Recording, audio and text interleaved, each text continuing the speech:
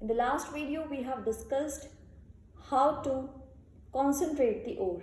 Now, the next step of the metallurgy is conversion of ore to oxide form. Means we have concentrated ore.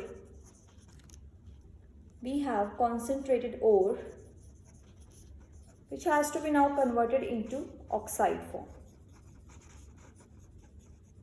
So it is done by basically two methods. First is calcination, and the second is roasting. So we are going to discuss each one by one. Now in calcination, ore is heated. तो calcination process में हम क्या करते हैं, ore को heat करते हैं below its melting point. Melting point से बिलो करते हैं हीट, अदरवाइज अगर हम मेल्टिंग पॉइंट तक करेंगे तो ओर मेल्ट ही हो जाएगा. तो ore is heated below its melting point in limited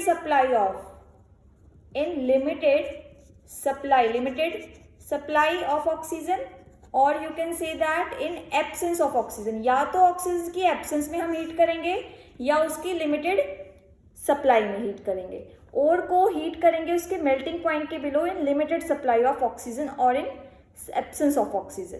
जबकि रोस्टिंग में हम क्या करते हैं, इसमें ore is heated, here also ore को हीट ही करते हैं. Ore is heated below its melting point, यहां पर भी ओर बिलो मेल्टिंग पॉइंट ही हीट होता है, but in presence of oxygen. Means यहां पर आपके पास एयर यानी ऑक्सीजन दी जाती है, यहां पर आपके पास ऑक्सीजन नहीं दी जाती है. तो हमने अभी कैल्सिनेशन में देखा कि एब्सेंस ऑफ ऑक्सीजन में कैल्सिनेशन होगी, और अगर प्रेजेंस ऑफ ऑक्सीजन है तो रोस्टिंग उस प्रोसेस को कहा जाएगा. अब बात आती है कैल्सिनेशन हम किस टाइप के ओर्स के लिए यूज़ करते हैं. नो, जिस ओर्स में आपके पास मेटल कार्बोनेट्स की फॉर्म में, जैसे कैल्शियम कार्बोनेट, मैग्नीशियम कार्बोनेट, यानी फर्स्ट आपके पास कार्बोनेट्स हो गए, यानी जो ओर्स कार्बोनेट्स की फॉर्म में एग्जिस्ट करते हैं उनके लिए हम कैल्सिनेशन यूज़ कर सकते हैं. जो ओर्स हाइड्रेटेड ऑक्साइड्स की फॉर्म में होते हैं, फॉर एग्जाम्पल Al2O3.XH2O, इसके लिए भी आप यूज़ कर सकते हैं कैल्सिनेशन. या फिर आप यूज़ कर सकते हैं फॉर हाइड्रोक्साइड्स के लिए भी हम इसको यूज़ कर सकते हैं.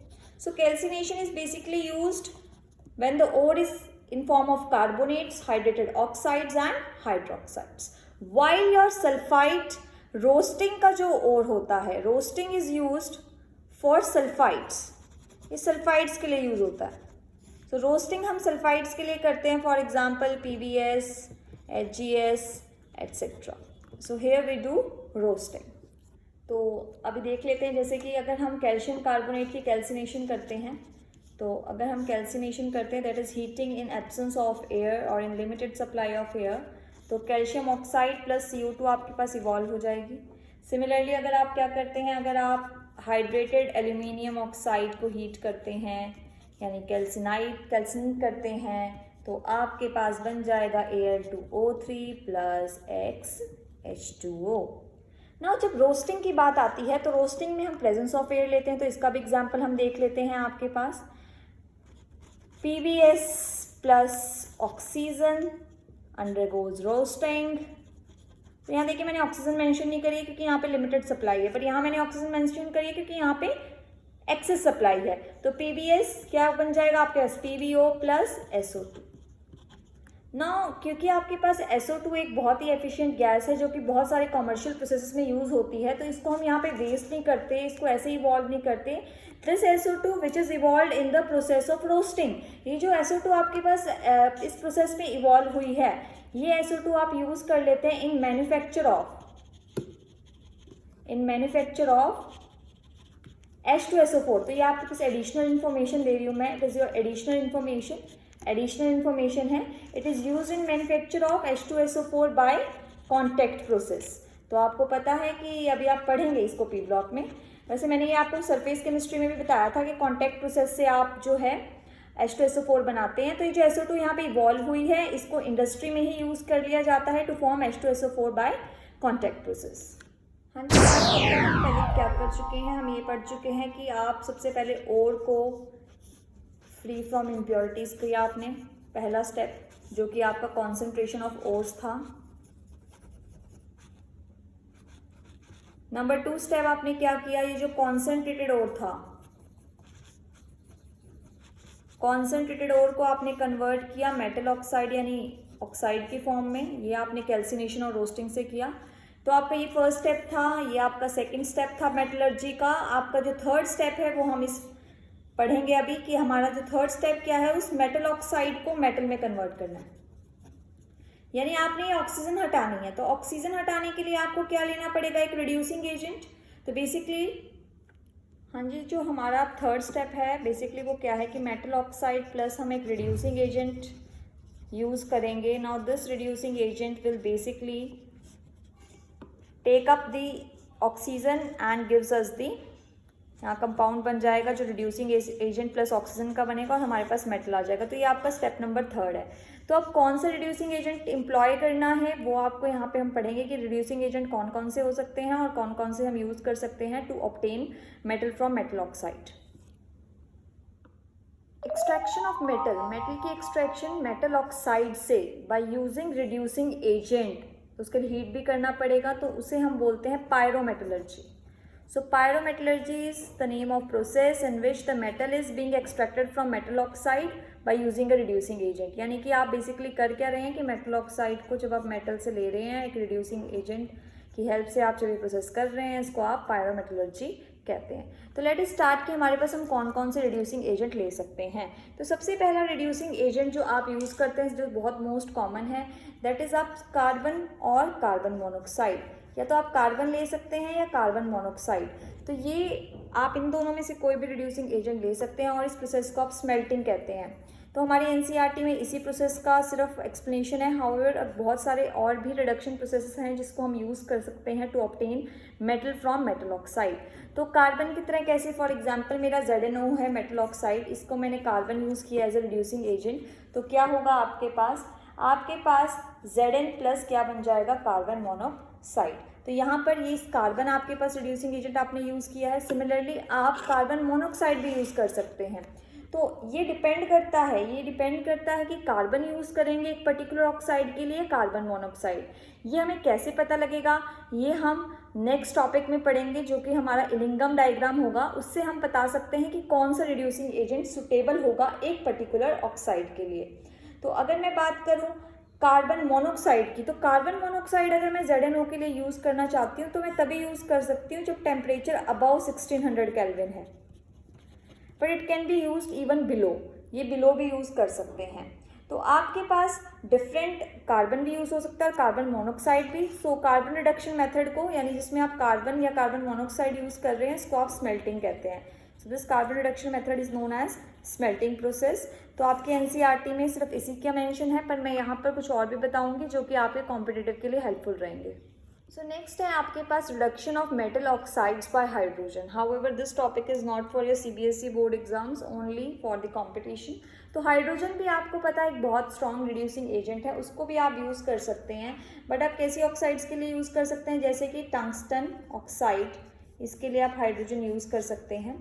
हाउएवर जब आप हीट कर रहे होंगे हाइड्रोजन से तो आपको बहुत ज़्यादा केयरफुल रहना पड़ेगा, क्योंकि ये आपके पास जो होती है इट्स क्वाइट इन्फ्लेमेबल, तो आपको बहुत ध्यान से रिएक्शन होता है। Similarly you can also use for molybdenum trioxide, तो मोलिबेडिनम ट्राइऑक्साइड के लिए भी हम हाइड्रोजन यूज़ करेंगे।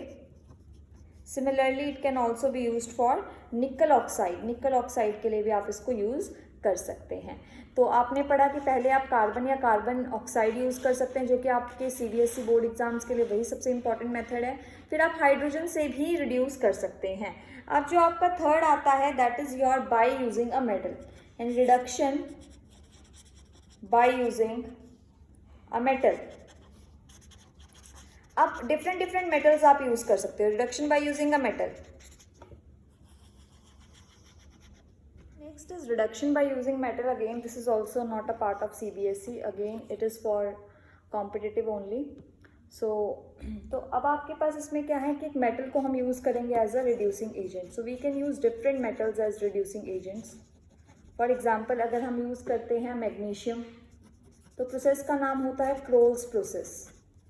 क्रोल्स प्रोसेस, इसमें हम क्या करते हैं, इसका एग्जांपल टाइटेनियम का जो हमारा ओर है, टाइटेनियम क्लोराइड को रिएक्ट कराते हैं हम किसके साथ, मैग्नीशियम के साथ, और आपके पास क्या बनता है, टाइटेनियम आपके पास आ जाता है, क्योंकि of course removal of electronegative element is also known as what, reduction.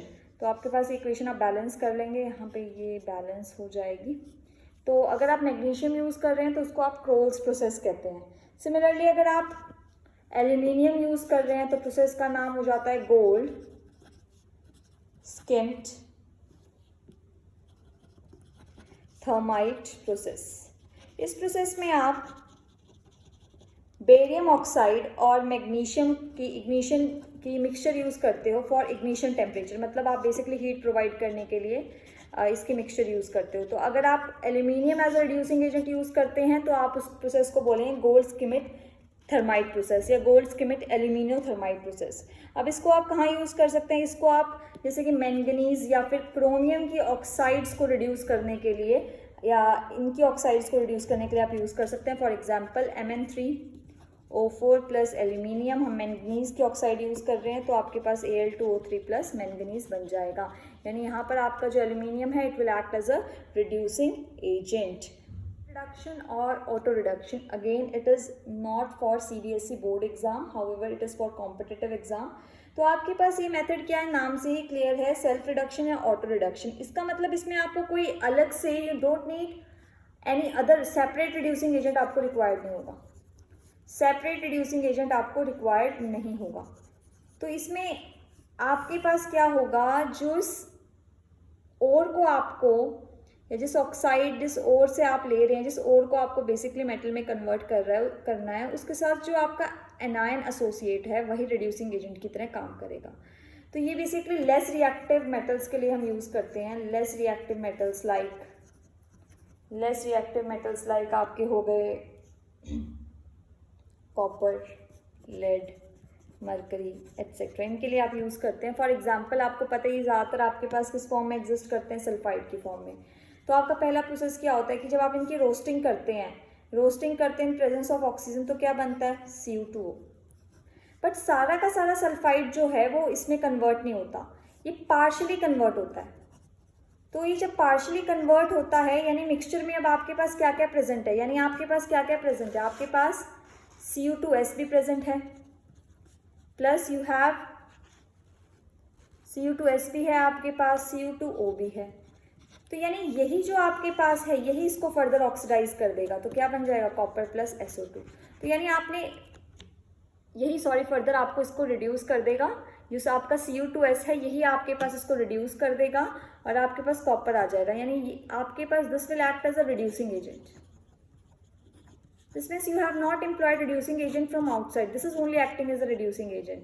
तो बेटा सेल्फ रिडक्शन या ऑटो रिडक्शन में आप कोई बाहर से रिड्यूसिंग एजेंट नहीं, no need of separate reducing agent. Basically जो आपके पास मिक्सचर में ही जो आयंस होते हैं they act as a reducing agent. For example जैसे कि सल्फाइड्स में जब हम रोस्टिंग करते हैं तो पहले ऑक्साइड बनती है, तो सारी की सारी सल्फाइड ऑक्साइड में कन्वर्ट नहीं होती, पार्शली होती है, और फिर यही सल्फाइड्स जो है ऑक्साइड के साथ रिएक्ट करके आपको क्या देती है, कॉपर, और साथ में SO2 गैस निकल जाती है, और यही से जो आपका Cu2S है ये रिड्यूसिंग एजेंट की तरह काम करता है। तो यही आपके पास इस वीडियो में था, हमने पढ़ा कि बेसिक कौन कौन से रिड्यूसिंग एजेंट हम यूज़ कर सकते हैं।